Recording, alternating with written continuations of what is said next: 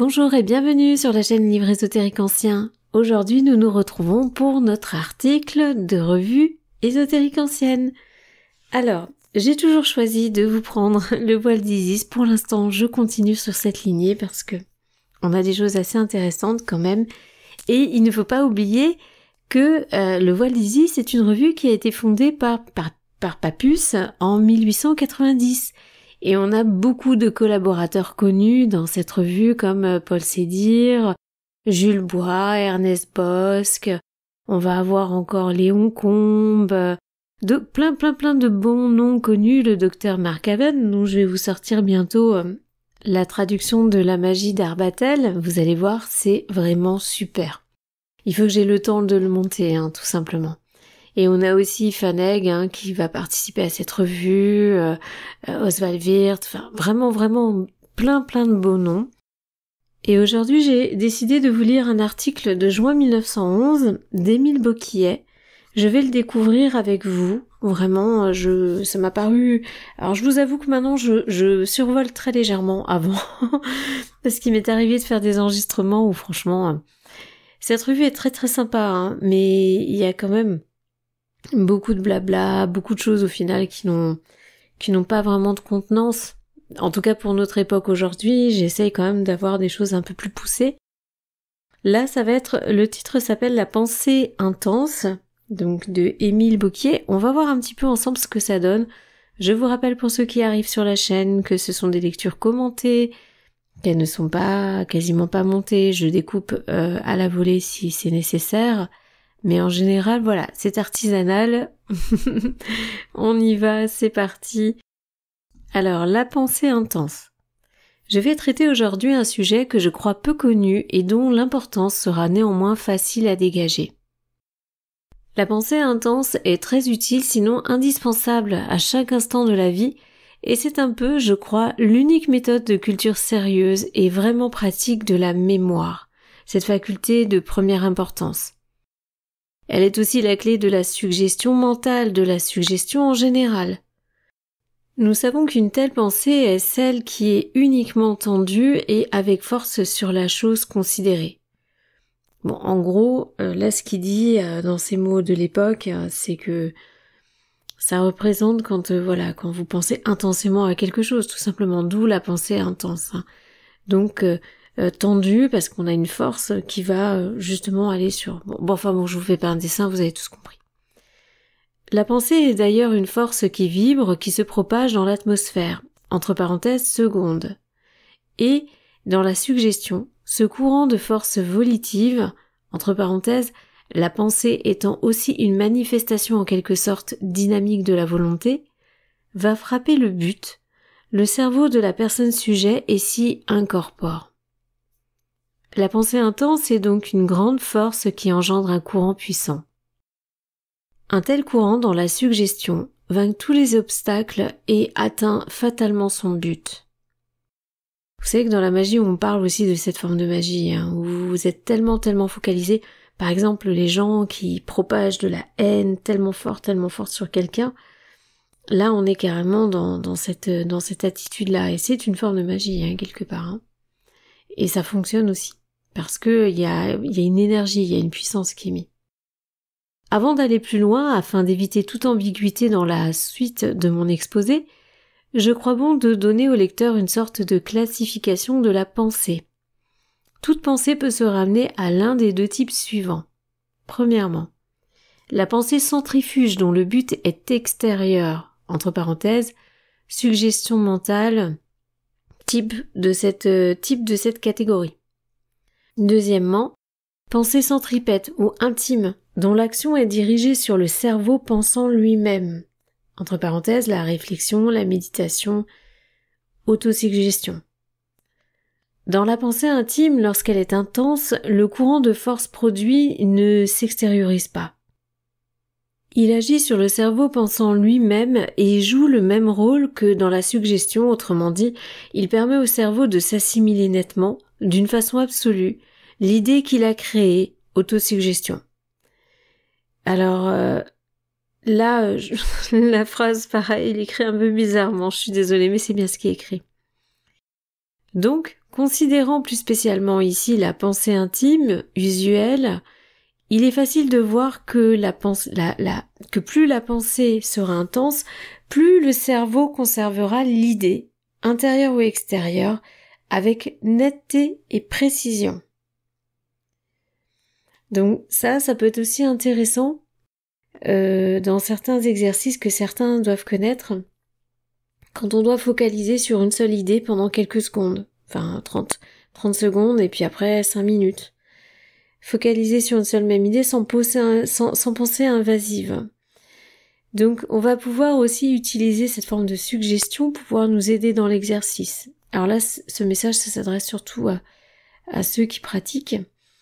Donc voilà, si ça vous parle, c'est aussi une alternative au fait d'intensifier en fin de compte une pensée afin qu'on n'ait pas d'autres pensées qui soient polluantes lors d'un moment de concentration sur un élément. Voilà, parce que on n'a pas forcément que cette technique-là quand on fait ça. Mais il ne suffit pas de buter machinalement sa volonté sur une idée. Oui, toute pensée doit être intelligente dans son évolution. Et je crois utile d'expliquer le mécanisme de la pensée intense afin de le rendre complètement compréhensible et pratique. Ah, on va voir ça. Qu'est-ce qu'il va nous dire? Mécanisme de la pensée intense. Voici les règles et principes qui constituent le mécanisme de la pensée intense. Alors vous êtes prêts parce que là je crois que vous allez pouvoir vous exercer pour une fois qu'il nous donne des mécanismes, justement des petits exercices. Ça va être top. Vous allez me dire ceux qui l'ont fait, vous allez me dire ce que vous en pensez. Situer l'objet de la pensée, entre parenthèses le fond, le point principal, le centre de l'idée, dans son milieu et observer attentivement son évolution.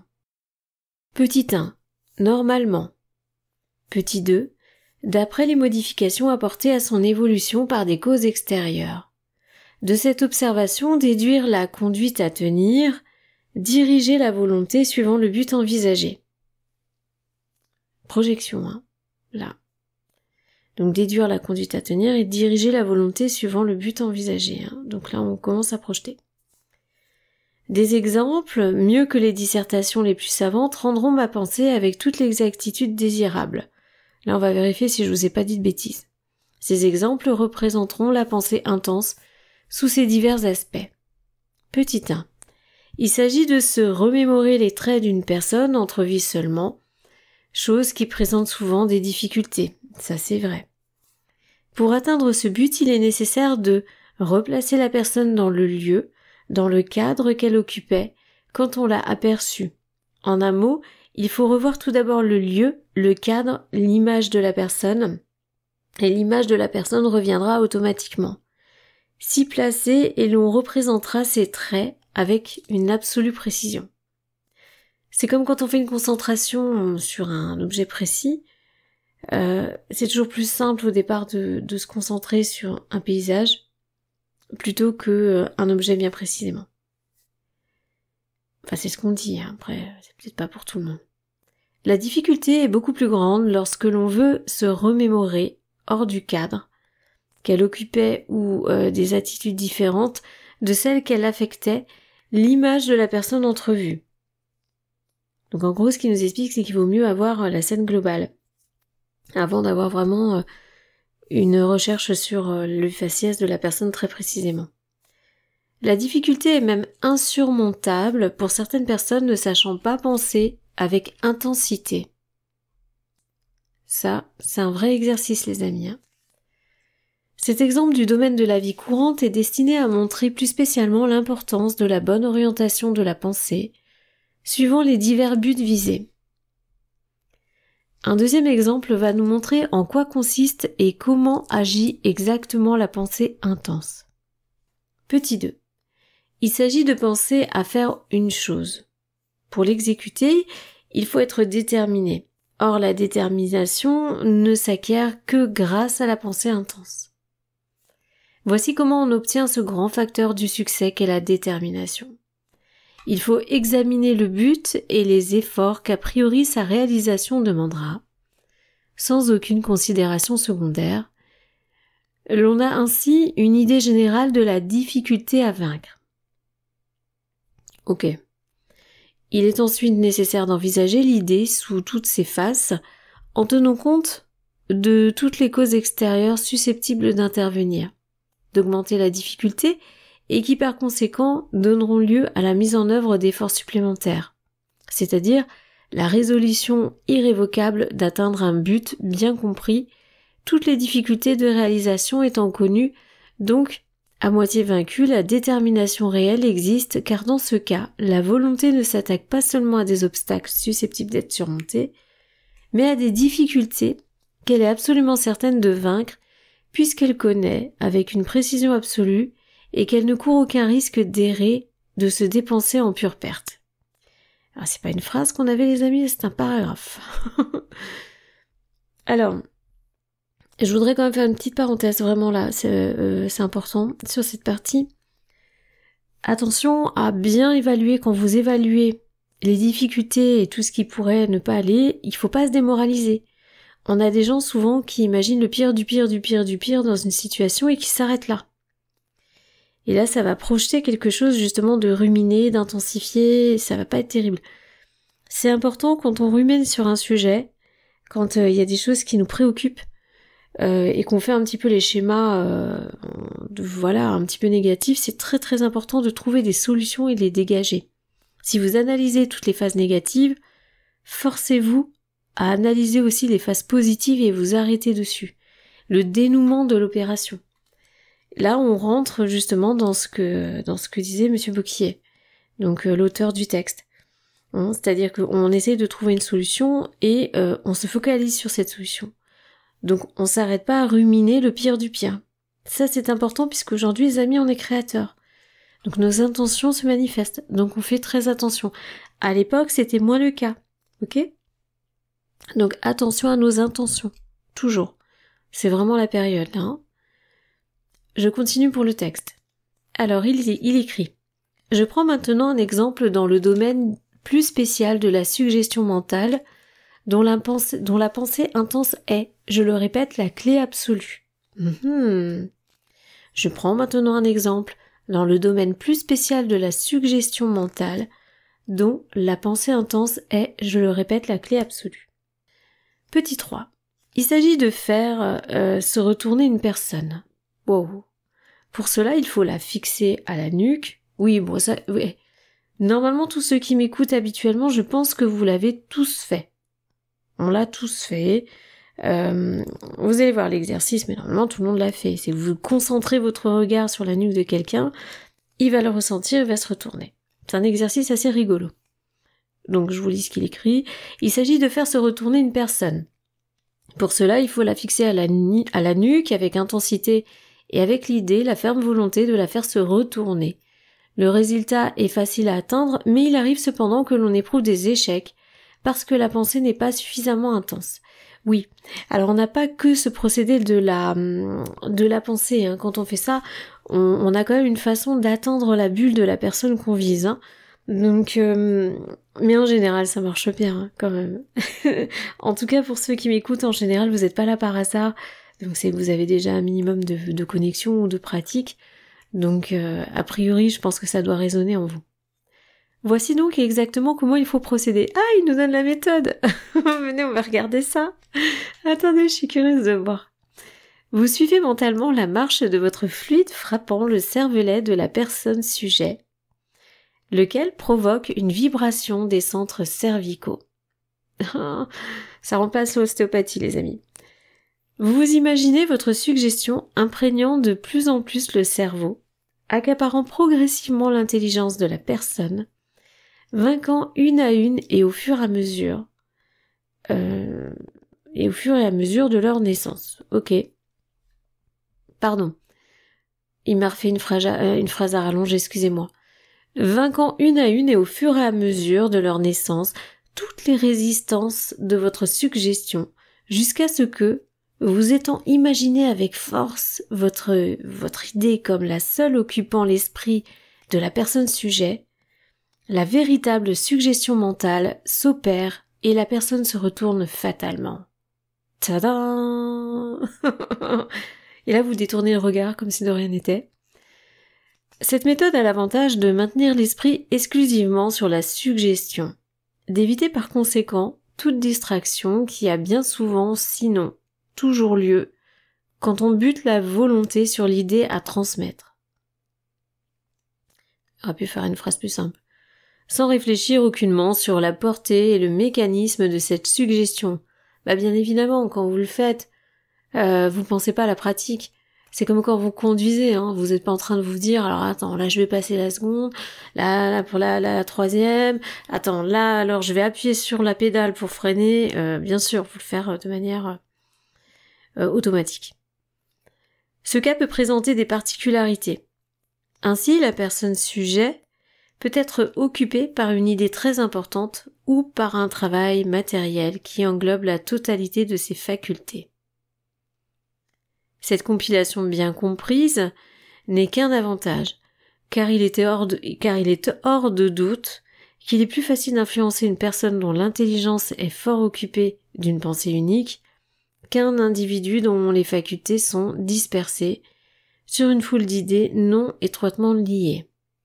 Il faut d'abord, dans ce dernier cas, vaincre de multiples résistances dont la somme est beaucoup plus grande que la résistance considérée dans le cas précédent.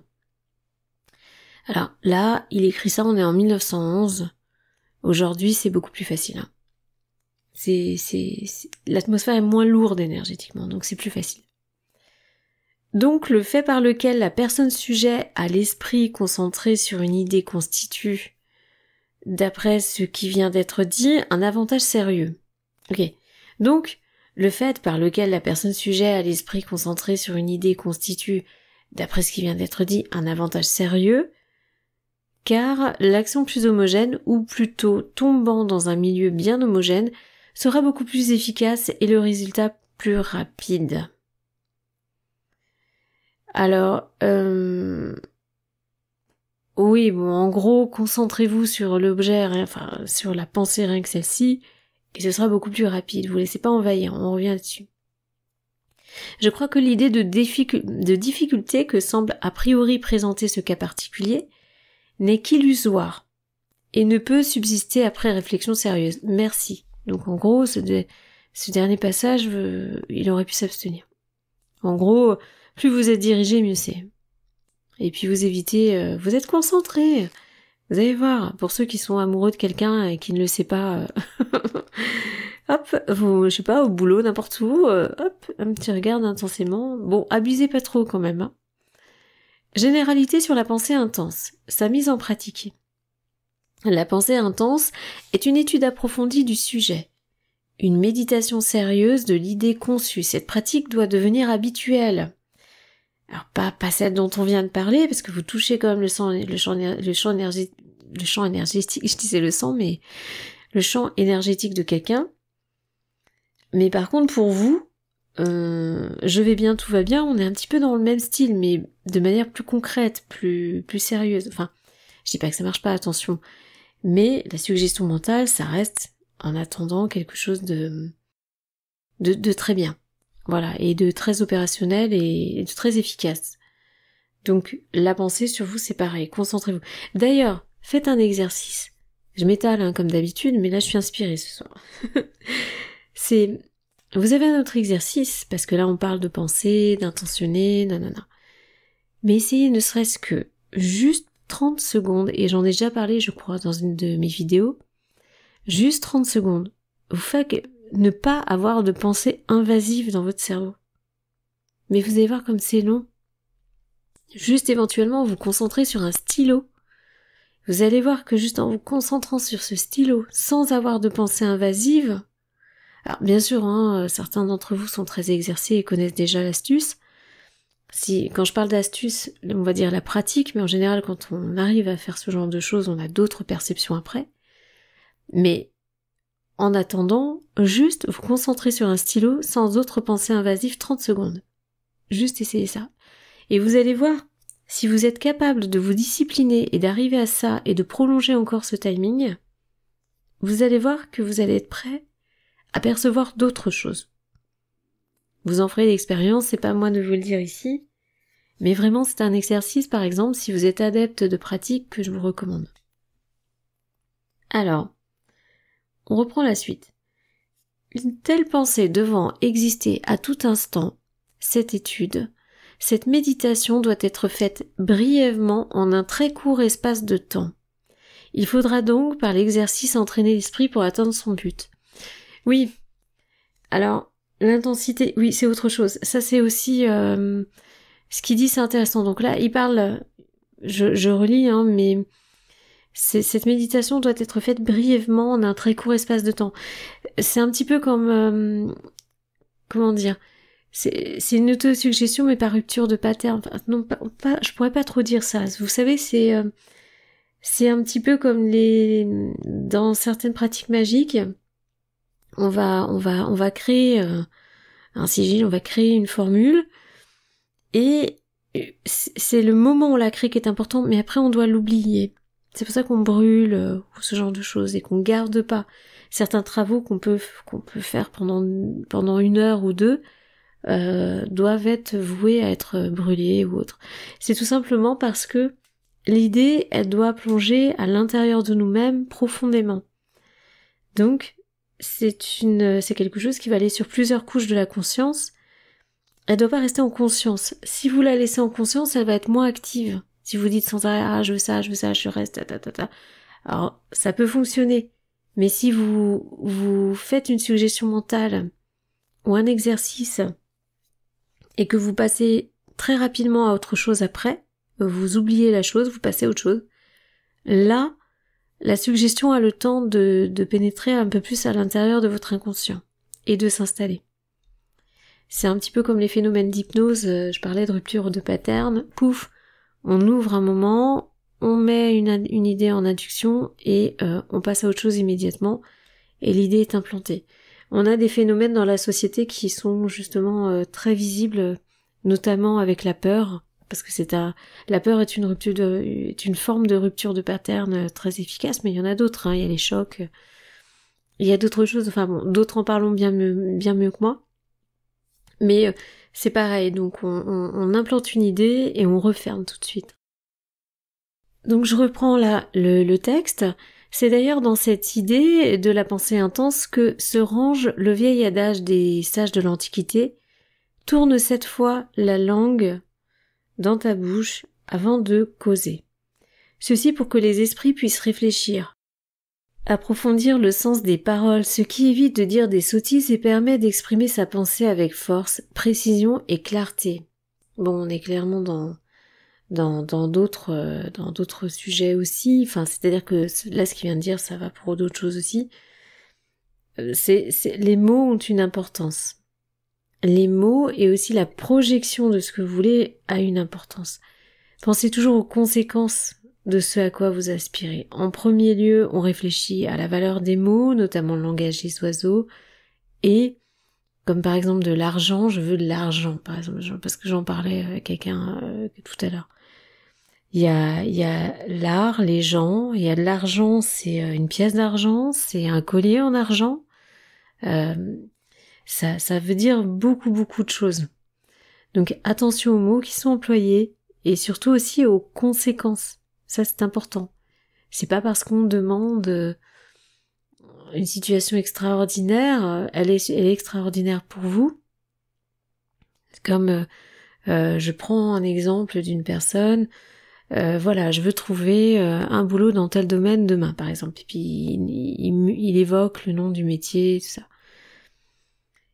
C'est bien, dans le fond, mais peut-être qu'il y a autre chose de plus intéressant qui attend cette personne, c'est-à-dire un autre métier, autre chose. Et en provoquant, en fin de compte, cette ligne de temps, il risque de s'écarter des autres lignes, vous comprenez? C'est-à-dire que si autre chose se présente, par cette direction qui a été donnée, il peut justement se soustraire à d'autres probabilités qui auraient pu être finalement plus bénéfiques pour lui. Alors tout est relatif dans le mot bénéfique, mais vous voyez ce que je veux dire. En tout cas, le fond, c'est pas tellement l'histoire que je vous raconte, mais on ouvre le champ des possibles au maximum, on se préoccupe de ce qu'on demande, qu'est-ce que ça va générer ce qu'on demande, et puis aussi le château de cartes, c'est-à-dire ok, il va y avoir quelque chose en ce qui vous concerne, mais autour, comment ça va réagir? Et ensuite, donc qu'est-ce qui va être, quels vont être les phénomènes en chaîne probables? Ça, c'est important d'y penser aussi. Et bien sûr, l'emploi des mots, un par un, ça, c'est important aussi. Alors, on finit là le texte. La pensée intense ou profonde est opposée à la pensée superficielle. Ça, c'est important. Enfin, tout est important, ce texte est super. Le plus souvent stérile et grande destructrice de la personnalité magnétique. Savoir penser fortement avec intensité, tout est là. De là dépend bien souvent le succès ou l'insuccès dans la vie. Je termine enfin cette étude en proposant comme exercice au lecteur la méditation des axiomes suivants. La détermination est la résultante d'une pensée intense. Donc, à méditer justement, la détermination est la résultante d'une pensée intense. Bon, je pense que ça... Et ensuite, le magnétisme manque quand la pensée est séparée de la voix.